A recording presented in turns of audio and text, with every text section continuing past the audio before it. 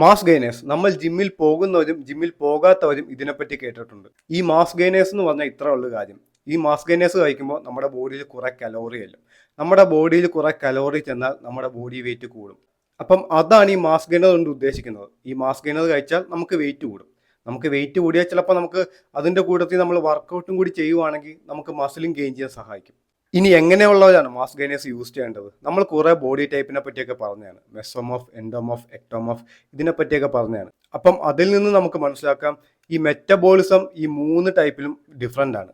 ഇപ്പം ചില ആളുകൾക്ക് മെറ്റബോളിസം കൂടുതലായിരിക്കും, ചില ആളുകൾക്ക് മെറ്റബോളിസം കുറവായിരിക്കും. അപ്പം ഈ മെറ്റബോളിസം കൂടുതലുള്ള ആളുകൾക്ക് അവരെന്ത് കഴിച്ചാലും അത് അവരുടെ ബോഡിയിൽ പിടിക്കാൻ അത്യാവശ്യം താമസം എടുക്കും. ഇപ്പം ഈ മെറ്റബോളിസം കൂടുതലുള്ള ആളുകൾക്ക് കുറേ ഭക്ഷണം കഴിക്കണം, ഇല്ലെങ്കിൽ കുറേ കലോറി അവർ ഇൻടേക്ക് ചെയ്യണം, എന്നാലേ അവർക്ക് വെയിറ്റ് ഗെയിൻ ചെയ്യാൻ പറ്റത്തുള്ളൂ. മെയിനായിട്ട് എക്ടോമോഫിൽ പെടുന്ന ആളുകളായിരിക്കും ഏറ്റവും കൂടുതൽ ഈ മാസ് ഗെയിനർ എടുക്കേണ്ട ആളുകൾ. ബിക്കോസ് അവർ എന്തോരം ഭക്ഷണം കഴിച്ചാലും ചിലപ്പോൾ അവരുടെ ബോഡിയിൽ പിടിക്കണമെന്നില്ല, അതുകൊണ്ട് അവരുടെ വെയിറ്റ് ഇൻക്രീസ് ചെയ്യണമെന്നും നിർബന്ധമില്ല. അപ്പം അവരായിരിക്കണം ഈ മാസ് ഗെയിനർ ഏറ്റവും കൂടുതൽ കഴിക്കേണ്ടത്. എന്നാലേ അവർക്ക് വേണ്ട കലോറി അല്ലെങ്കിൽ വെയിറ്റ് കൂടാൻ ആവശ്യമായിട്ടുള്ള കലോറീസ് അവരുടെ ബോഡിയിൽ കിട്ടത്തുള്ളൂ.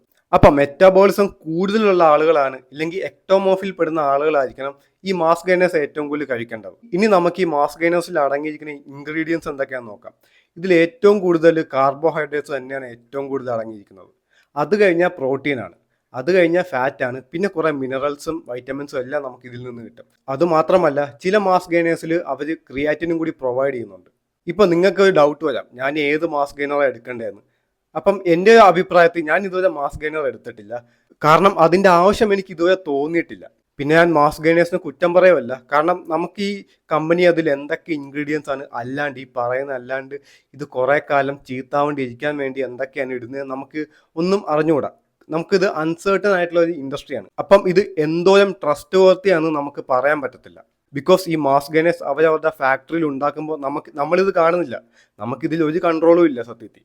ഇപ്പം മാക്സിമം എൻ്റെ ഒരു അഭിപ്രായത്തിൽ നമുക്ക് കൺട്രോൾ ഇല്ലാത്ത കാര്യങ്ങളിൽ നിന്ന് മാക്സിമം നമുക്ക് മാറി നിൽക്കാൻ പറ്റുമെങ്കിൽ മാറി നിൽക്കുന്നതാണ് നല്ലത്. അപ്പം നിങ്ങൾക്ക് ഡൗട്ട് വന്നാം, അപ്പം എനിക്ക് വെയിറ്റ് കൂടുന്നെങ്കിൽ ഞാൻ എന്ത് മാസ് ഗെയിനറിന് പകരം എന്ത് കഴിക്കും?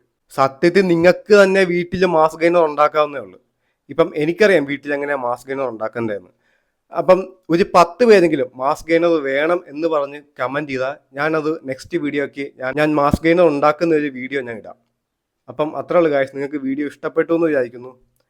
Thanks for watching.